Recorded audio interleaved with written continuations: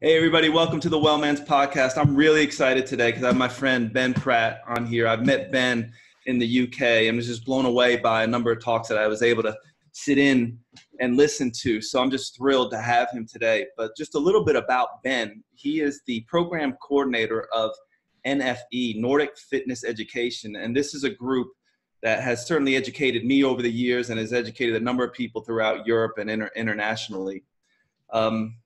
Ben is a graduate of Hawthorne University and also the University of Greenwich. Mm-hmm. He's an accomplished writer, speaker.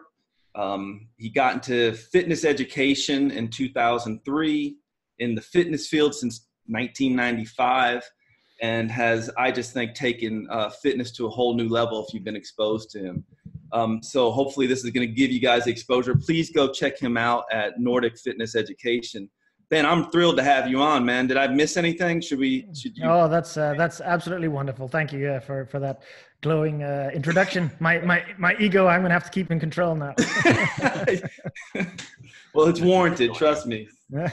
Thanks a lot. So yeah, it's a pleasure to be on your show and to have the chance to speak with you, Keone. It's great.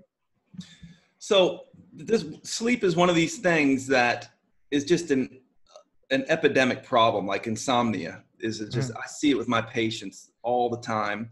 It seems as we get older, people have more and more problems with sleep. What is the scale of the problem? Do you see it as an epidemic? What are we doing wrong here with sleep?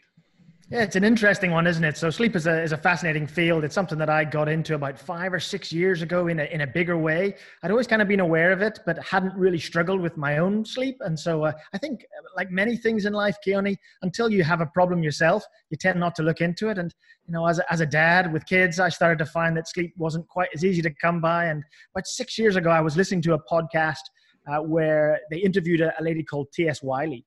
And she wrote a book way back in the early 2000s called Lights Out. And she just really sparked my interest as to how sleep is connected to so many other health issues. And so I began a pretty thorough research process on sleep and how sleep affects our health. And the more that I've learned about it, the more I realize how widespread sleep problems really are. And you kind of used the word there, Keone, of it's an epidemic. And when we consider the way in which the word epidemic is used by the World Health Organization, you may remember some years ago there was a swine flu outbreak, and the number of people who suffered from that was actually relatively small when compared to the number of people who suffer with sleep problems in the population. Right. And they referred to that as a pandemic, so it's even bigger than an epidemic. So the reality is, for me, when we see the statistics around sleep and the challenge that people have with sleep, you know, we are looking at a significant international pandemic when it comes to what the data is showing us with regards to sleep problems and sleep loss. But why is that? Is it just our modern lifestyle that's doing this to us? Or you know, because I've heard other things. I've heard, well, you know, it may be normal, and if you have enough energy throughout the day, don't worry about it. Mm-hmm, mm-hmm. You know, even if you're getting 3 to 4 hours sleep. I mean, hell, I have some people who thinks it's an award, so to speak, that they can get by on 3 hours of sleep. You know, like it's kind of strange. Yeah, it is kind of strange, isn't it? It's almost like a badge of honor. You know, Hey, look how hard I work. I put in 16-hour days and only sleep for 4, as if that's going to be a good thing. The reality is, I think for many of those people, what they will find in time is that just like a bank account that you continue to extract from and never deposit, you know, in time, the debt will come due and people's health will be the thing that suffers. So if we actually look at statistics and we look at how much people sleep today versus how much we slept 30 years ago, we can see on average that it has changed in all countries. Some countries it's changed a little more than others. In the US, the average is at least an hour less sleep. In the UK, it's not quite so strong, maybe about 40 minutes sleep. In Japan, it's way less than that. It's about an hour and 15 less sleep than 30 years ago. And so we're seeing a general shift towards sleeping less. And I guess the question then is, well, does it actually matter that much? And that's when we begin to look at the health statistics that relate to sleep and chronic partial sleep loss, which is what they tend to refer to it as, where an ongoing loss of sleep, maybe an hour a night over a period of months and years, and how does that start to affect us? And there's a lot of correlation and association between health problems, and a lack of sleep. And the data is, this is what gets difficult when I help develop our sleep courses. Where do you stop? Because there's actually so much data on this particular topic. Well, so you talk about hours of sleep, having less or whatever. How much do we need? Do we really know how much we need? Not that long ago, probably a year or two ago, the National Sleep Foundation in the US did a huge survey, looked at I think it was over 330 studies that they looked at, and they compounded together and put out a statement on what the general public would need for sleep. And they said that there is no adult, there's quite strong words, no adult who can get by without negative effects upon their health if they're not getting at least 7 hours per night. And so the current guidelines are between 7 to 9 hours for all adults of all ages. Wow. And I know most Americans don't even get close to that, right? I mean, we're talking about 6-7 hours. Yeah, that's probably where the average is now for most Americans, between sort of 6.5 to 7 hours of sleep. But again, when you have an average, there's always going to be some who are more and some who are less. So some adults will need far more than that. There may be some who might scrape by with just getting the minimum 7. But as soon as we're getting below that level, then you can rest assured that there is a slow and gradual negative effect beginning to happen upon your physiology.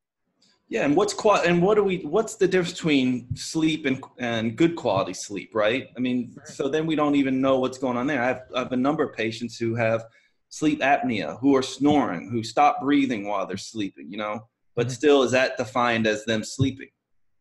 Yeah, and that's it's an interesting thought process there, isn't it? Because again, I've met many people who say, well, I get into bed and within 2 minutes I'm asleep and I'm out until the morning when my alarm goes. And for me, the follow-up questions to that are then, well, how do you feel upon waking? How long does it take you to wake up? What is your energy like within the first 30 minutes of the day? And quite often you then find that even though they're getting 8 hours of unconsciousness, actually, they're still very, very tired and fatigued, and it takes them a long time to get going. They need some caffeine in the morning, and it's probably half an hour, 40 minutes before they start to feel like their energy levels are beginning to lift up.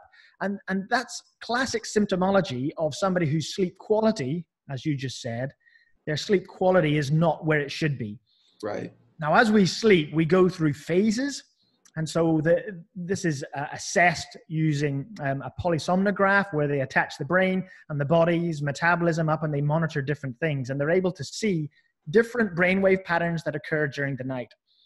Some of those brainwave patterns are very short and fast, and some of them are long and slow. And when we're alert, our brainwave patterns are much quicker. And then as we sleep, we get these longer, slower brainwave patterns. And during the night, we actually cycle in and out of those different types of brainwave patterns. And for ease for the listeners, we would generally refer to that as light sleep, transition sleep, and deep sleep.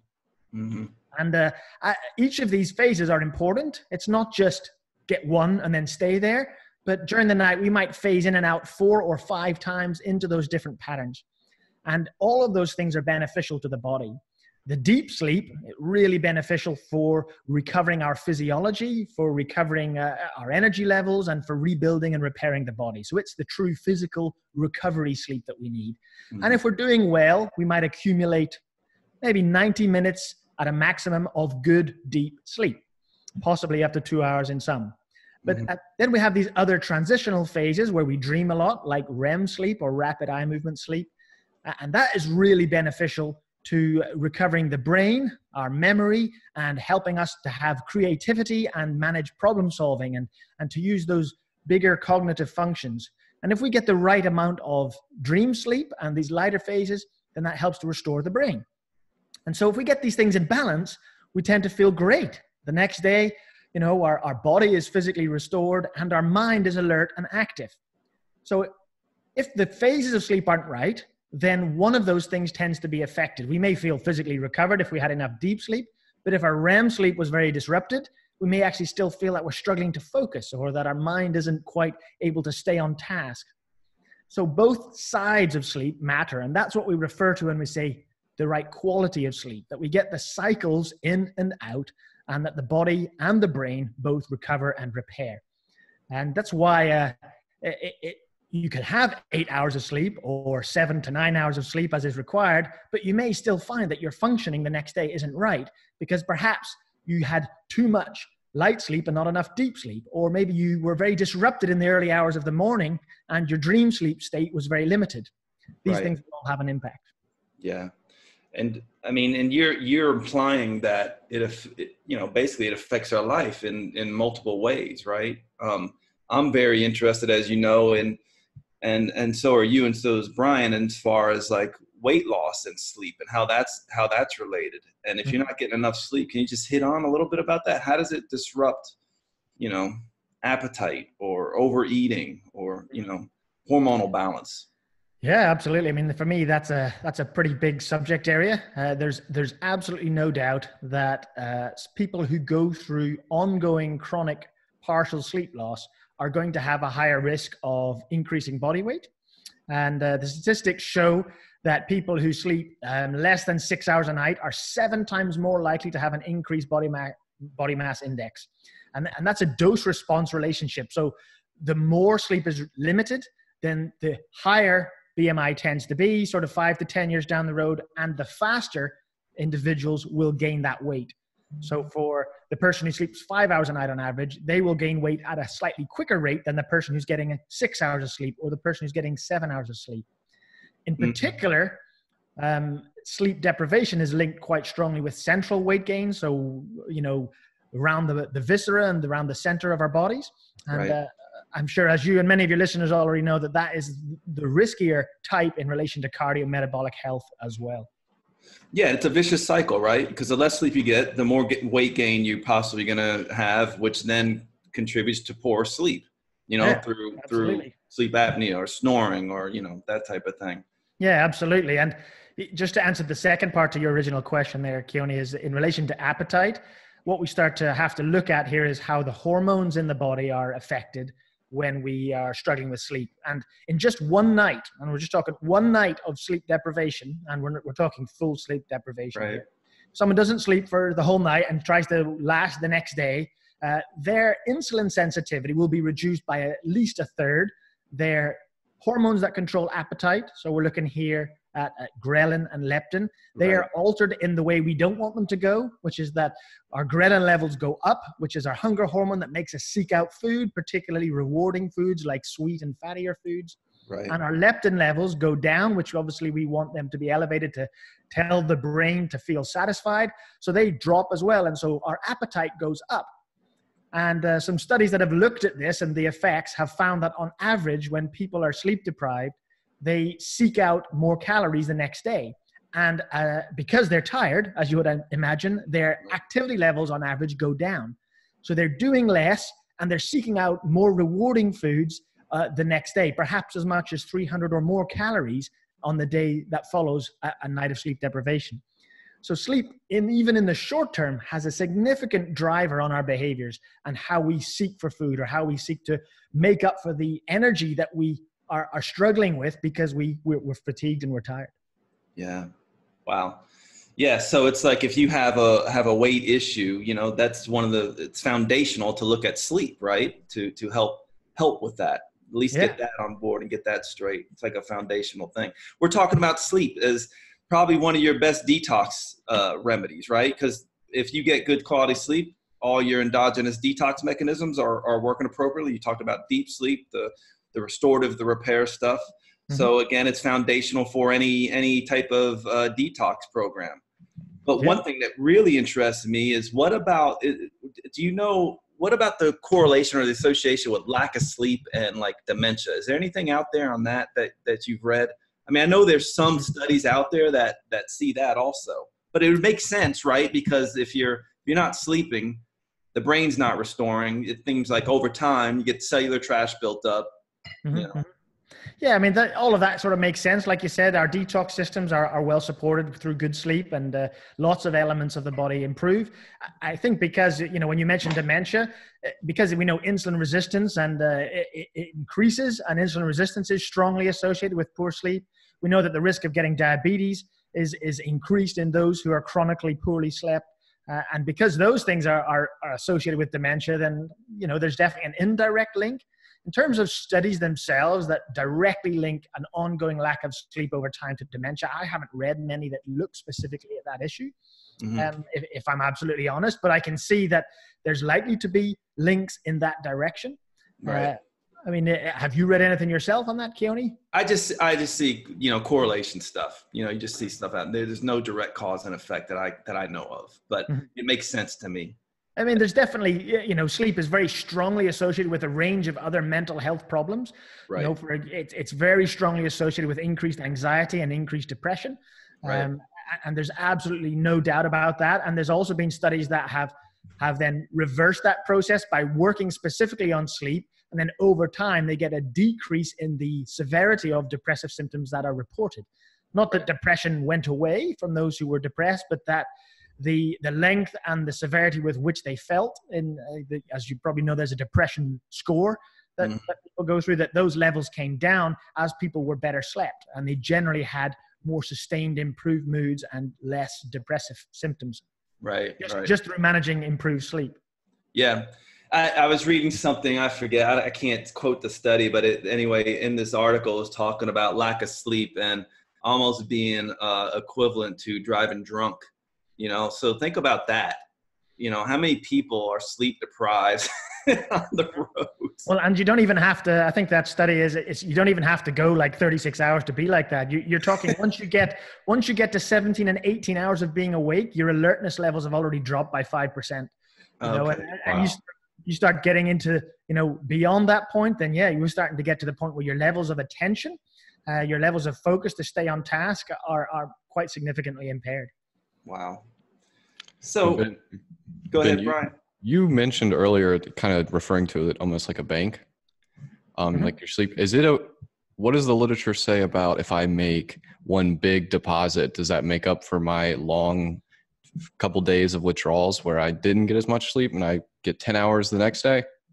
That's a really good question, Brian. I think it's well worth throwing that one in. So what you're referring to there is what we typically refer to as sleep debt. And what sleep debt is, it's a combination of knowing, first of all, how much sleep do I actually need so that I can function? So we've got to get away from the population guidance of 7 to 9 hours. We need to work out, first of all, what does my body need? And so let's work on the basis that I need 8.5 hours. All right? And I've worked out over time that that's where I feel optimal. Again, if we oversleep, we sometimes get the negative effects kicking in too because we're overslept. And sleep debt is then the loss of sleep accumulated over days based on what your actual needs are. And so let's say I got into bed at 11 and I wake up at 6. All right. Now, getting into bed doesn't mean I've slept for 8 hours because it might have taken me half an hour to fall asleep. So that doesn't count. And if I woke up twice during the night for 15 minutes each time, then that comes off as well. So what looked like an 8-hour sleep opportunity actually only amounted to 7 hours of actual sleep. Well, in that scenario, I'm in 90 minutes of sleep debt because my body needs 8.5 and I've only ended up with 7.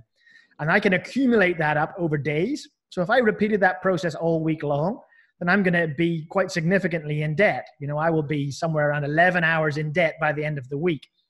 And this is where a lot of people think, I'm now off work, so I'm going to sleep in to make up for it. Now, whilst that can do some good, and it can help restore a very tired body, the reality is that you never quite get back from the additional sleep what you would hope to get back to minimize the negative health effects. So if I was 11 hours in debt, it isn't 11 hours of additional sleep required to make up for that. It actually averages out almost twice as much sleep to get back the debt. So there's an interest that has to be paid if we continue to work with the analogy. So for every hour of debt you accumulate, you probably need 2 additional hours factored in gradually over time to make up the negative effects that 2 hours of sleep debt provided to your body. That's a good rule of thumb. I'd go to sleep on Friday and wake up on Monday at that point. All right. Well, and this is what a lot of people do though, don't they? They overwork all week long and then they try to make up for it at the weekend. One of the problems with that is that we also phase change our sleep. So let's say you have to get up at 7 every day because that's work, and then you're not going to bed till 11. And so that's your schedule. And most people are usually pretty good at sticking to schedule during their working week. But then if they're off at the weekend, they then completely phase delay. So they will stay up later because they don't have to get up, and then they'll have a massive sleep in. And then all weekend long, you've shifted your sleep schedule, your biological circadian rhythms are shifted maybe 1, 2, 3 hours because you're trying to socialize or you don't feel the need to stick to the schedule. But then what happens on Monday morning? You now need to be back in routine. So not only have you not quite made up for last week's sleep debt, now you have shifted your sleep pattern over the weekend, and the first couple of days are going to feel awful because you're trying to drive your sleep patterns back to the weekly schedule. And a lot of people, I mean, this is why we hate Mondays. Not because Monday's bad, because we get out of our sleep schedule and ruin it over the weekend. Yeah. Right. So what's the solution, Ben? I mean, how do we start doing this? Because I know I'm certainly guilty of a lot of stuff you're talking about. Brian finishing up with school, I know he's certainly guilty of this too.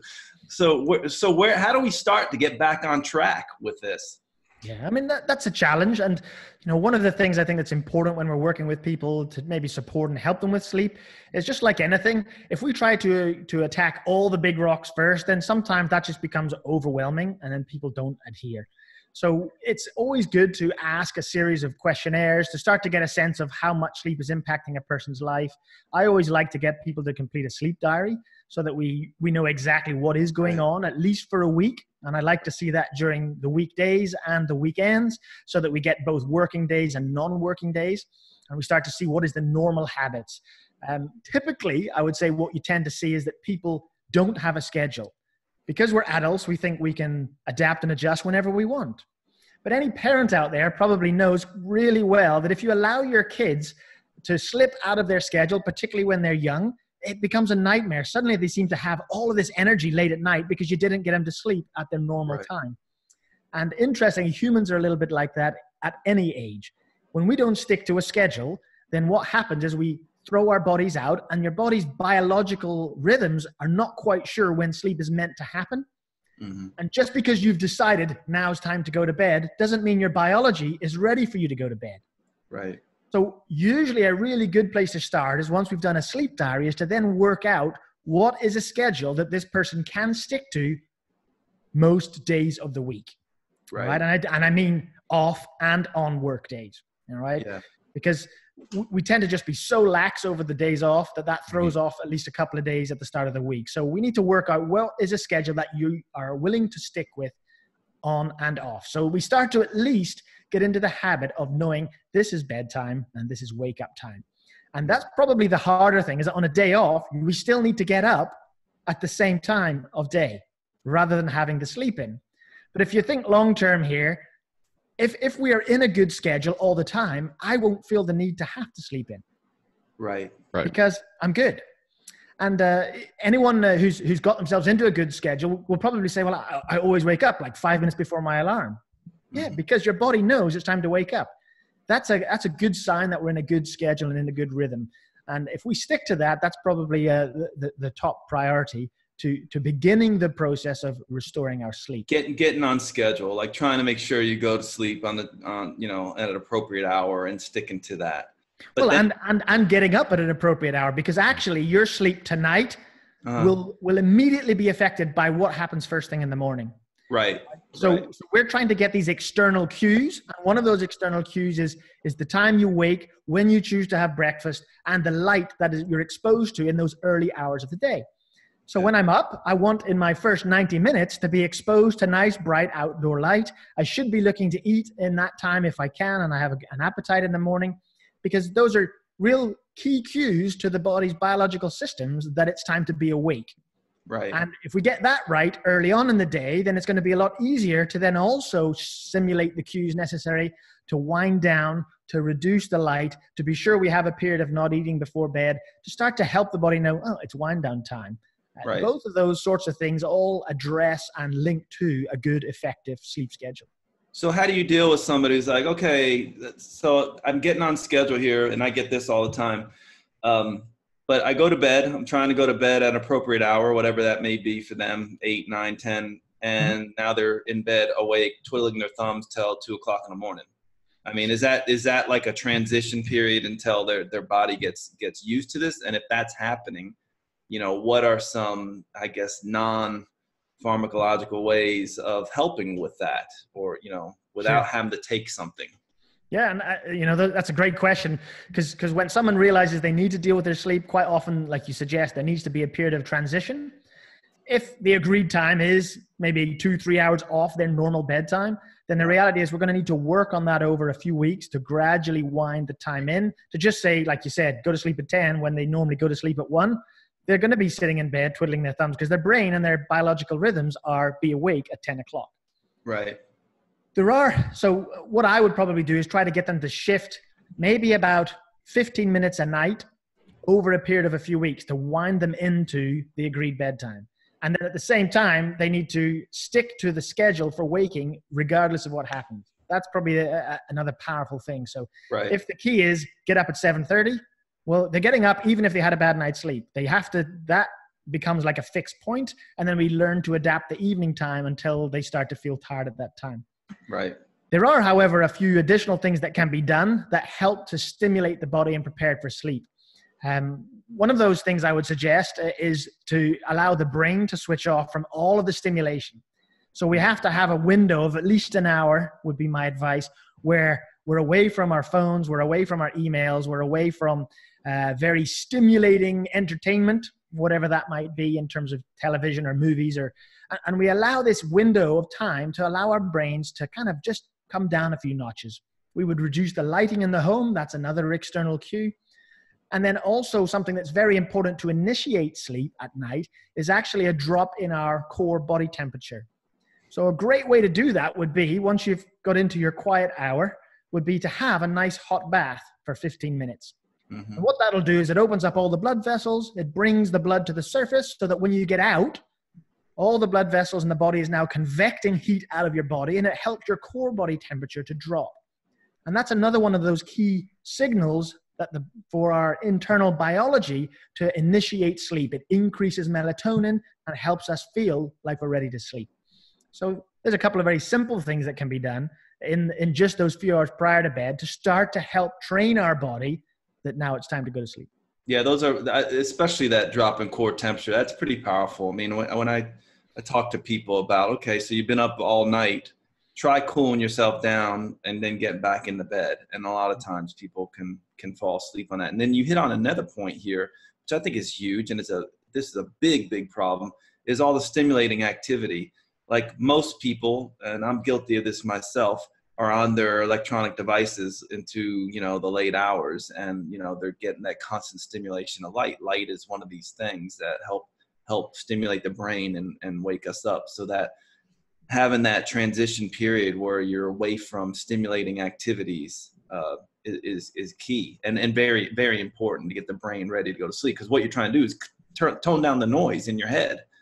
Absolutely. And if you're trying to go to bed, you say, well, I need to go to bed at 10 because Ben and Keone told me to go to bed at 10 to get my schedule right. But you're up watching, the news or whatever, and it hits 10 and you go to bed. Yeah, you're probably going to be more likely to be twiddling your thumbs and being like, man, this sucks. I can't sleep. But in this day and age, that probably is happening in the bedroom as well. So people are bringing their devices into their room. And so their whole space, their environment that they sleep in is associated with so many other things. It's associated with television and entertainment. It's associated with social media. It's associated with my emails pinging all the time. It's not a place that's associated with relaxation. Right. And so by association, we've got to make sure that the bedroom is only for sleep or intimate activity. Those are the only things that should happen in there. Yeah, exactly. We shouldn't be eating there. We shouldn't be watching telly in there. I mean, I haven't had a television in my bedroom for years and years now. It's not there. Like many, I do use my phone as my alarm in the morning, but I turn it off. It's on airplane mode, and the alarm is set and it's charging at a distance from my bed, So that way, it can wake me in the morning, but there's nothing alerting me to anything. And I know once it's on airplane mode, nothing's coming in. So my brain switches off. I'm not looking for it. I'm not expecting it to ping.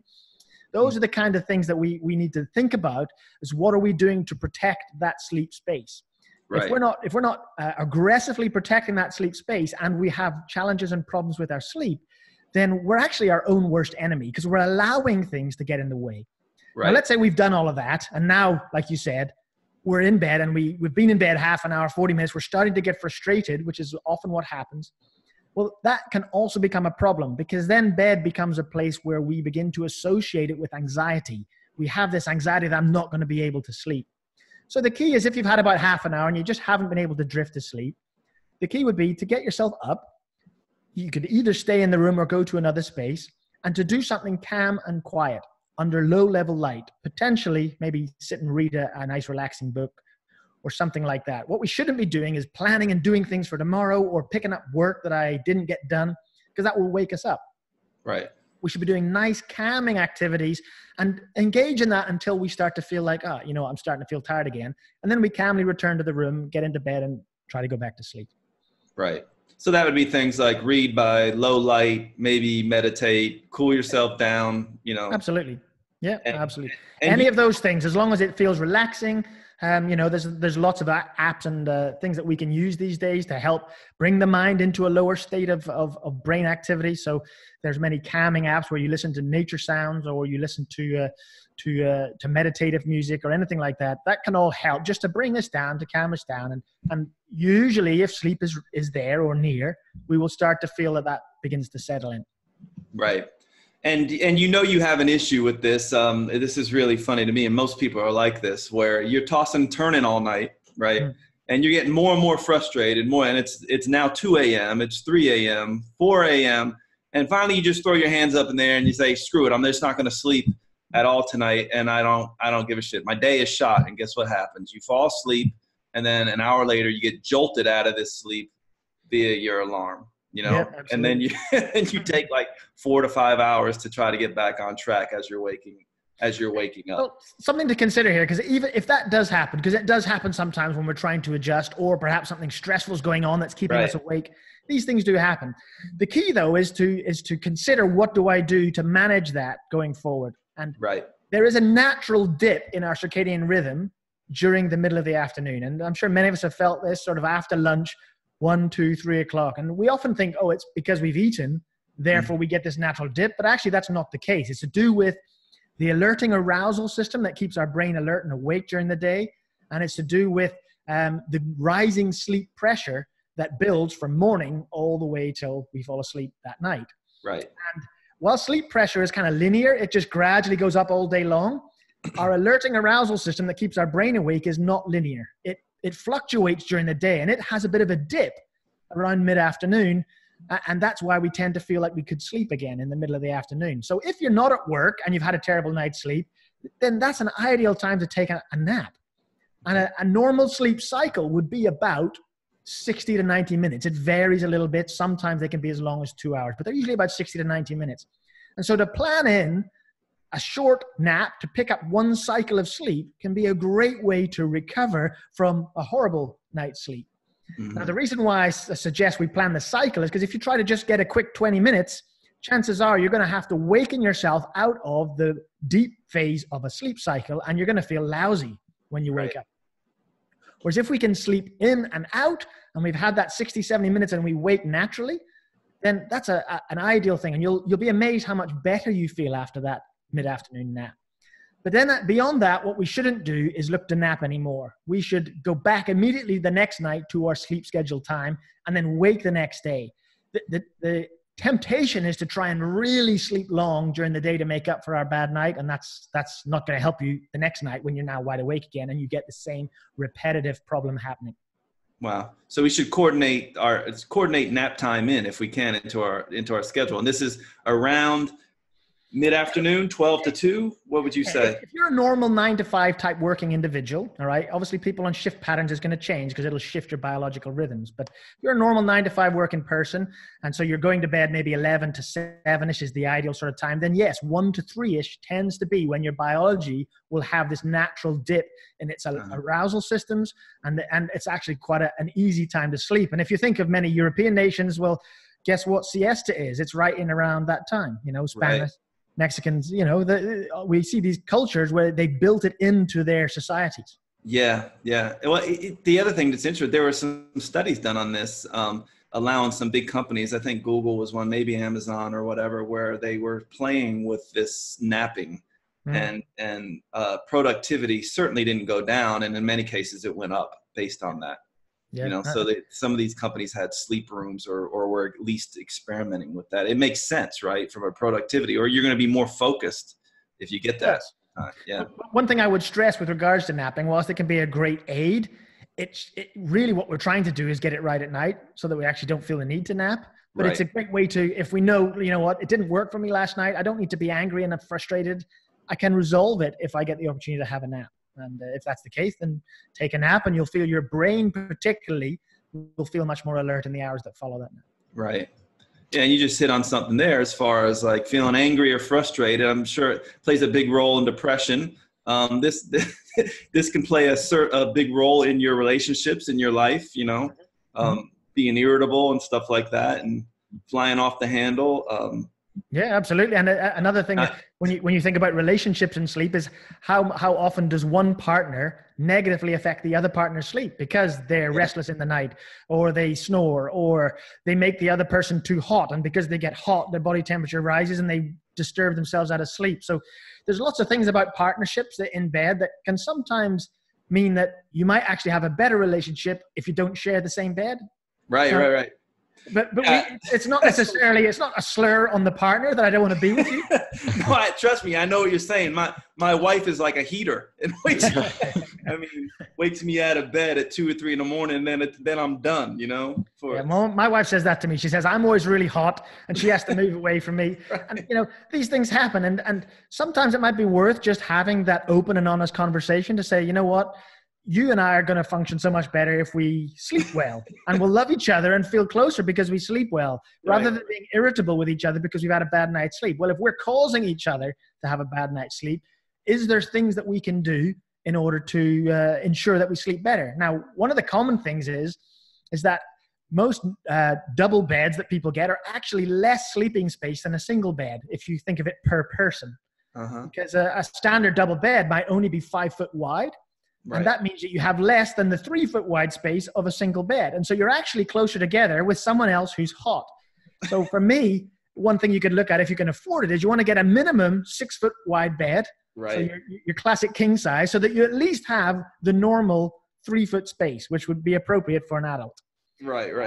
If that's not an option, then maybe you might look to say, well, when we want to love each other and be intimate, we can be together. But when that's done, there's your bed. Go and lie in that one. You're on the far side of the bed and stay there. That's right. And it's funny, but it's so important. It is important. I mean, that's another big thing where partners waking one of the other up, you know? Absolutely. So I know of couples they've had to go beyond that because maybe one has a particular issue with snoring, or they're particularly restless during the night and they're always waking the other person up who's a light sleeper. Well, they actually just chose to sleep in a different room just for that reason. Right. And actually it had a profound effect upon the relationship because they were both felt so much better because they slept well. Right. Now, is there a difference in the sleep needs between a male and a woman? Gender-wise, there's not huge differences. But in terms of individuals, yes, there can be. So, for example, you may have a couple who are married and together, and one does really well off 7 hours, but the other needs 8.5 or 9. And when you sleep together, as you kind of indicated there, Brian, that can be a real problem because one person is wide awake and raring to go in the morning, and the other still needs an extra hour. And they're, why are you not getting up? Come on, it's time to get up. And then that becomes a source of contention. So that's definitely something to consider in a partnership where the individuals need to work out, well, what is your optimal sleep time? And if that's the case, do I need to be mindful of that? Where, I wake up and leave quietly and try not to disturb you, or I stay up a little bit longer and allow you to fall asleep, and then I hopefully don't disturb you when I come to bed. Sometimes you need to factor those things in. Now, I'm curious also, how does it change throughout the life cycle? Because I definitely have noticed with me, when I was a teenager, I could sleep in till 11:45 in the morning without a problem. Now, I'm not sure if it's just consistency of waking up, but I'm waking up at 5:45, whether I have nothing to do that day or it's the biggest day I have that year. Well, I mean, that's a good sign. It sounds like your circadian rhythm's fixed. And, if you're waking up regularly all the time, then that's a good thing. Yes, it does change in the life cycle, to answer your question. It's well known that young babies, infants and toddlers, that, they sleep considerably more hours, maybe as much as 12 to 14 hours per day. However, in the very young, like under 3 years old, it tends to be in a poly or biphasic process. So they might sleep in several chunks rather than in one block. Teenagers, once we become teens, actually have a natural biological shift. So they still need, throughout the whole teen years, about 9 to 10 hours. So they need longer, but they tend not to feel tired until later in the day. So that isn't just teenagers being naughty and wanting to stay up late. That is a genuine biological shift in the sleeping patterns. And that's been well studied. There's even been trials in the US that have looked at that. Because they go to sleep later, they also need to sleep in longer. And unfortunately, adults who don't need that longer, later sleep kind of run the world and need their kids to go to school. And so we have set up a schooling system that requires kids to be up and at school 7, 8 p.m. When actually their biological rhythms need them to be in bed till 9 or 10. And some trials, I've seen some small towns where they have decided to study this for a period of weeks. And they studied the period before they shifted the teenagers' sleep, just what would be normal, early mornings, off to school. And they looked at the number of accidents that occurred on the way to school. They looked at how people performed, their alertness, the irritability, and any instances of aggression during school. And then they did the same thing after they shifted the kids for 16 weeks to a later school start time. And they noticed that kids were brighter and more attentive in school. There was much better moods. There was less aggression between students. But then the thing that surprised them is there was a significant reduction in the number of accidents and problems on the road on the way to school as well. Because kids were better slept and more attentive. It's even noticeable here just driving to work that on Friday that you'll pass 10 accidents and on Monday you may pass 1. I'm That's sure interesting, yeah. As well, or just people not thinking, but being tired towards the end of the week. You definitely, it's anecdotal, but I've definitely see it. So for teens, as you said, then it's a phase delay. They want to stay up later and they want to sleep in longer, but they need 9 to 10 hours, which is pretty rare these days because we try to get teens to fall in line with adults' needs, which is 7 to 9 hours. And what we tend to find with adults is from 18 to 65, sort of retirement age, it's pretty much monophasic sleep, one block of sleep between 7 and 9 hours. Now, as we get beyond that into sort of later life, the needs are still 7 to 9 hours, but what we find is that adults tend to begin to fall into biphasic patterns where they probably sleep shorter in one block. Once people retire, you might get 5 to 6 hours at night, and then they'll probably have another hour or two during the day in a nap. And so it becomes more biphasic again as we get into later life. Okay. Hey, and that's normal and natural. That's all fine. Mm-hmm. Yeah. I wanted to shift here a little bit because I wanted you to, I know you have some stuff to say about exercise and sleep, which, I'm really interested in. So can you talk a little bit about that, how exercise influences sleep or can cause you to have problems with sleep? Sure. Yeah, let's talk a little bit about that. So exercise obviously is beneficial for lots and lots of things. And one of the strong associations that's been made is that people who exercise versus people who don't exercise, those who exercise regularly generally sleep better. All right. So no matter when they're exercising in general, right? No matter when. So whether it's late, early, people who exercise regularly have usually better sleep, better quality sleep, and slightly longer sleep than those who are sedentary. Actually, nearly all of the worst statistics show that people who are sedentary struggle to get to sleep. So it takes longer to fall asleep. They usually have worse quality sleep, and they usually feel more fatigued upon waking after sleep. So. Right. Being sedentary isn't your friend if you're trying to improve your sleep. Right. However, I get the sense of what you're sort of edging towards there, Keone, is that what if we train late? How does that potentially impact our sleep?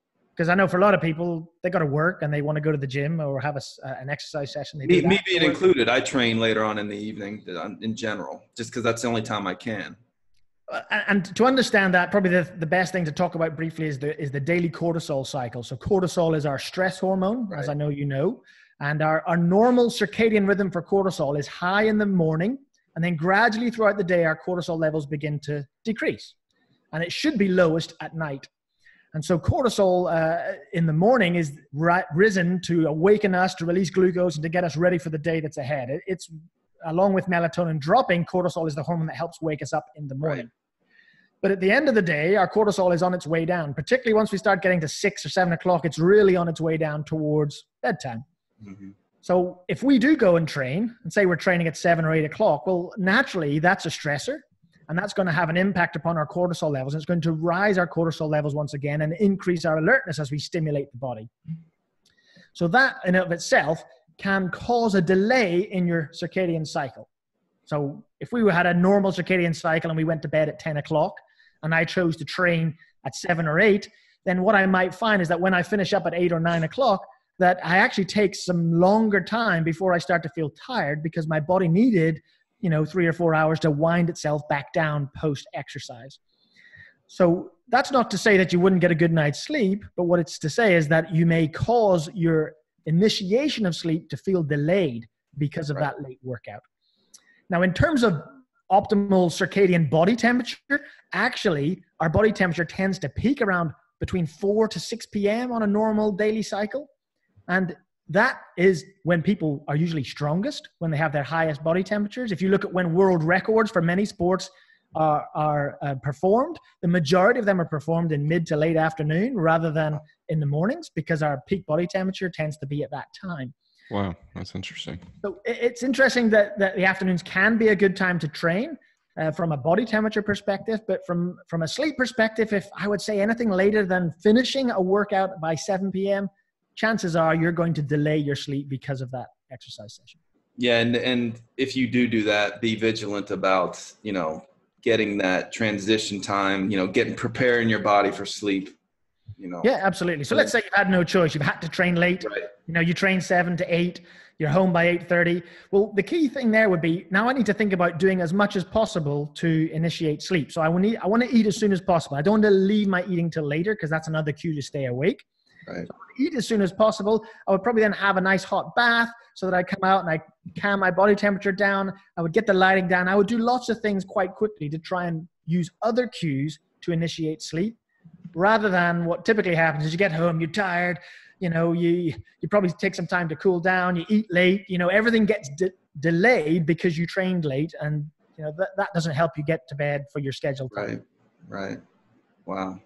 So I guess another thing that I've run into is we've given a lot of information. You've given a lot of information about how to get to sleep, but also just a few words on how to calm down some of my patients who are absolutely neurotic about how their lack of sleep is affecting their health. Because I get this a lot. Oh, do you? Dr. Tita, I missed a night of sleep. Now my increased chance of cancer, I'm going to, yada, yada, yada, that type of thing. Mm-hmm. It eventually becomes one of these things where the neuroticism about it is the main problem. You don't have to beat yourself up over not getting. I agree. And I have seen some people where it can become a real issue where actually you create more stress over not being able to sleep. And it's not really the sleep pattern that's the issue. Now It's the stress you've created for yourself because of a lack of sleep. And that is the problem. Right. And what we have to remember is sleep is a way of restoring the body. But if we get so stressed about it, one, you're never going to get yourself to sleep because you're allowing it to stress you out. And two, you're adding to your worries by increasing all of the stress load yourself. So, for me, I think while sleep is important, if we have a day or a night where it doesn't quite go to plan, it's okay. All right. Yeah. The way I tend to think of it is a little bit like diet. Some people get very caught up in the number of calories per day. And actually what we need to be looking at is the longer term effect of a diet across a week. And I would say the same with sleep. Let's say we have 1 or 2 nights where it's not so great, but later in the week, I manage to get a nap in and then get my sleep schedule on point. That's okay. Across a week, it can balance out, and that's all good. So giving individuals the long-term weekly focus on sleep is more beneficial.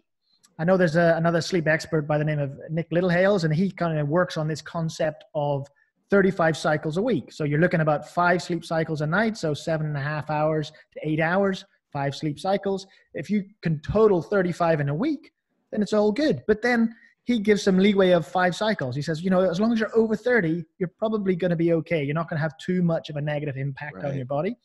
And then maybe next week you'll get an improvement. Don't let the stress of not sleeping the way you'd like to become the problem, as you suggest. Right. Wow. That was amazing, Ben. Do you have anything else? 2 more questions for you, Ben. Okay.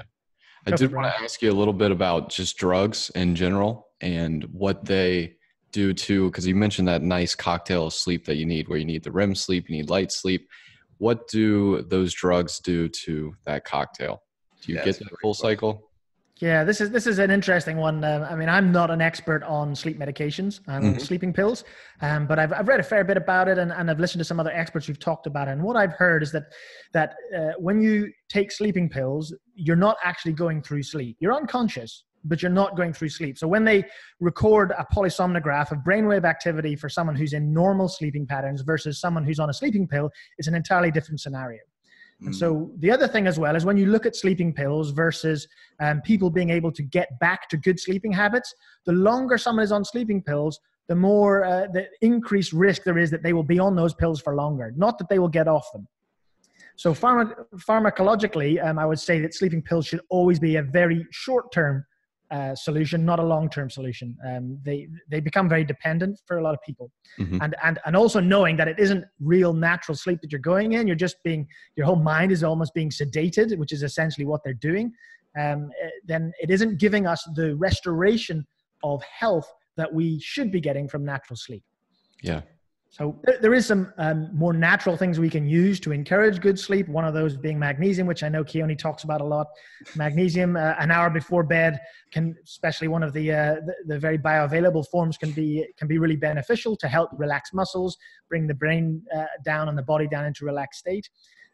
There are some people who play around with 5-hydroxytryptophan, which is a variation of an amino acid. And that's because it can have some impact upon serotonin and melatonin production. One thing I would warn with that is that whilst melatonin is a key hormone that times with our circadian rhythm and it rises at night, it doesn't actually keep us asleep. Melatonin just helps to initiate the feelings of sleepiness, but it doesn't sustain sleep. You can be woken and your melatonin levels can stay high and you may struggle to still get back to sleep. So the 5-HTP to serotonin to melatonin route that people rely on is only good at helping initiate the sensation of feeling tired to be able to sleep. But actually the alertness of the mind and the stimulation of the mind and those sorts of things is much more important to kind of bring all of that down, to calm things down, get rid of all the noise in the brain. That's more important to initiating sleep, along with that reduction in body temperature. Okay, yeah, great. And then my final question is just, do you use any device to track your sleep, like any of those wristbands, rings, or anything like that? I have done. And as an accountability tool, I think they're very important. However, if you've got someone who's a bit neurotic, a little bit like Keone said, they can become a problem because people believe them. Because it's a digital device, it looks like it must be right. The reality is that there is a wide variety of these devices available: wrist trackers, sleep trackers, phone trackers. And in many cases, not all, but in many cases, the accuracy of these devices has never been validated. There are a few companies, Fitbit, Jawbone, who have paid for validated science to test how they perform. And even those studies don't show that they're brilliant at everything. In most cases, trackers are very, very good at identifying when you've fallen asleep. So the accuracy for that is well into the 90th percentile. They're not very good at identifying when you wake up, which is a bit strange, but they're not. And they're even worse at knowing when what phase of sleep you're in. So the thing that they're least reliable on is whether you're in deep sleep or light sleep, yet that's how nearly all of them report sleep. They tell you a total amount, and then they tell you what phases you've been in. For me, I think the one place where it can be useful is the time. So the total time of sleep, they're not too bad. They're pretty accurate at that, maybe 90, 95 percentile. But phases of sleep, I would take all of that with a real pinch of salt. You'd probably do better if you're really interested in tracking your sleep, you'd do better to be using a good sleep diary with the right questions being asked about how you feel in the morning. Because when you've had the right phases of sleep, you just feel great. When you haven't, you know about it. Is there somewhere online where people can learn about your sleep diary and those correct questions to ask? At Nordic Fitness Education, I've created a short online course. It's 5 lessons with we've got all of that stuff in the course. There's all the analysis tools, many of the things we've talked about, and that course is now available to do. It's purely online. And if you were to go to nordicfitnesseducation.com and click on the course information, you'll find the sleep recovery specialist course. And if anyone's interested, by all means, then hit me up on an email, and I would be happy to offer your listeners a little discount. Well, thank you. Awesome. And Ben, what's that email? Just to just to clarify, what's that email people should use? Yeah, so my email would be ben@keilir.net. So it's ben@keilir.net. Okay. I'll put it in the show notes. So it is on the device you're listening to right now. Yeah, absolutely. Thank you, Ben. Yeah, Ben, thanks, man. I'm always blown away. I'm blown away by your knowledge. And thanks for being on. No, it's been a pleasure. It's been great to chat to you about one of my pet subjects.